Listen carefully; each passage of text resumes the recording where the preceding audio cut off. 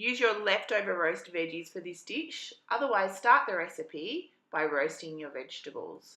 Hi, today we're going to make a very delicious and interesting tart. We're going to use a spelt flour for the base, which brings a lovely golden nutty flavour to the tart. It's got some caramelised red onion and some pumpkin, so I hope you like it. For the pastry, I'm using the Shortcrust pastry recipe and method from the basic cookbook. Replace 150 grams of plain flour with your spelt flour and then follow the recipe and the method as per your book or your chip. Using a baking mat is very easy when you're preparing pastry because you can flip it over and put it into your pie dish really easily.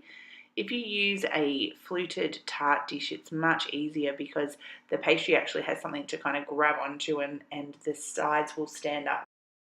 Bake in a preheated oven at around 180 degrees for about 10 minutes or 10 to 15 minutes until it starts to get nice and golden.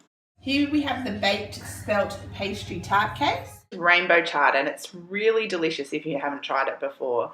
Slice up the stems first, the hard bit, and then you can add your leaves in once the stems have wilted a little bit. I just use a little bit of butter and olive oil in the pan when I'm cooking. And then this is the beautiful different multicolored spinach that I've just sweated down in the pan. I used the pan because I wanted it to stay quite, to hold its shape. For the actual egg component of the quiche, what we're going to do is blend 4 eggs, 50 grams of milk, 100 grams of pure cream, and 50 grams of ricotta. We put them all into the Thermomix. Have everything in the Thermomix. We are now going to blend that for 30 seconds, speed 6, to combine. Roasted pumpkin, halved roasted red onion. I just peeled them and then just roasted them like this. So we can either spread them out or we can leave them whole, but they look really gorgeous. This is some feta. You could use goat's cheese, but I don't particularly like goat's cheese that much. Now this is a little bit of a secret. Because this is a vegetarian dish, sometimes I feel like it needs to have something to lift it to the next level.